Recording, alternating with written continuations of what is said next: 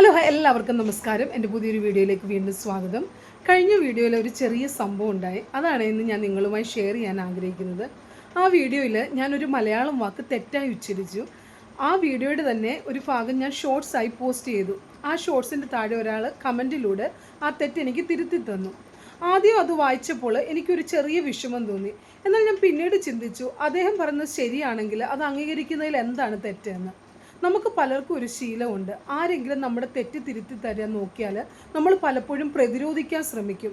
എനിക്കെല്ലാം അറിയാം, നിങ്ങൾക്ക് എന്തറിയാം, എന്നെ പഠിപ്പിക്കേണ്ടതെന്നൊക്കെ. എന്നാൽ ഇങ്ങനെ നമ്മൾ ചെയ്താൽ നഷ്ടം ആർക്കാണ്? നമുക്ക് തന്നെയാണ് നഷ്ടം.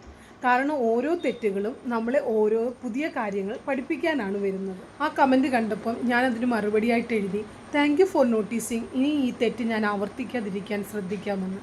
എന്നാൽ ആ കമൻറ്റ് അങ്ങനെ ഞാൻ എഴുതിയപ്പോൾ എനിക്കൊരു തോൽവിയൊന്നും തോന്നിയില്ല. മറിച്ചൊരു വാക്കുകൂടെ നല്ലതുപോലെ പഠിക്കാൻ കഴിഞ്ഞുവെന്ന് സന്തോഷം തോന്നി.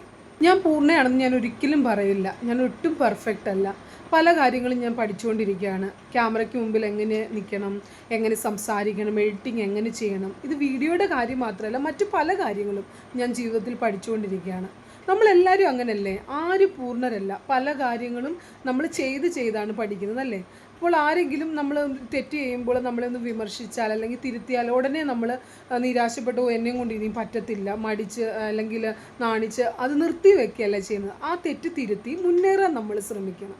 നമ്മൾ പലപ്പോഴും പുതിയ കാര്യങ്ങൾ ചെയ്യാൻ മടിക്കുന്നത്, അത് എന്നെയും കൊണ്ട് പറ്റില്ല, അത് ഞാൻ തെറ്റ് ചെയ്യും, അപ്പോൾ മറ്റുള്ളവരെന്നെ കളിയാക്കും, ഇതൊക്കെ വിചാരിച്ചായിരിക്കും അല്ലേ? അപ്പോൾ ഒരു ഉദാഹരണം പറഞ്ഞ് ചിലർ പുതിയ ഭാഷ പഠിക്കുന്നത് ഇംഗ്ലീഷ് ഭാഷ തന്നെ ഇരുന്നോട്ടെ. ഞാൻ ഇംഗ്ലീഷ് നല്ലതായിട്ട് പറയുന്നില്ല. ആദ്യം ഞാൻ ഇംഗ്ലീഷ് ഭാഷ നല്ലപോലെ സംസാരിക്കാമെന്നും എനിക്കറിയില്ലായിരുന്നു. ഇപ്പോഴും എനിക്ക് നല്ലതായിട്ട് സംസാരിക്കാമെന്നും അറിയത്തില്ല. അപ്പം ചിലരാണെങ്കിലും മടിച്ചു നിൽക്കും, സംസാരിക്കാതെ ഇരിക്കും, നമ്മുടെ ഭാഷയിൽ തന്നെ സംസാരിക്കും.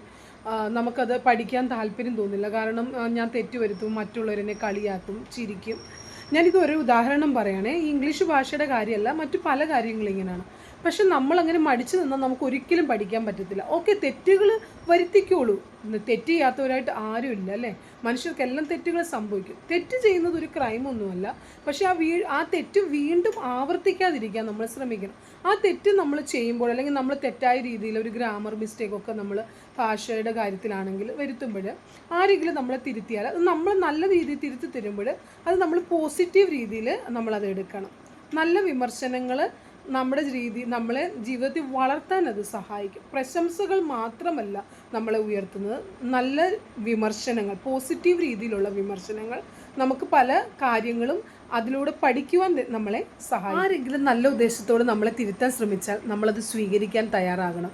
നിങ്ങൾക്കും ആരെങ്കിലും ഇത്തരത്തിൽ പറഞ്ഞൊരു കാര്യം നിങ്ങളുടെ ജീവിതത്തിൽ മാറ്റം വരുത്തിയിട്ടുണ്ടെങ്കിൽ കമൻറ്റ് ചെയ്യുക. നിങ്ങൾക്ക് ഈ വീഡിയോ ഇഷ്ടമായെങ്കിൽ ലൈക്ക് ചെയ്യുക, സബ്സ്ക്രൈബ് ചെയ്യുക. പുതിയൊരു വീഡിയോയുമായി വീണ്ടും വരുന്നിടം വരെ ബൈ.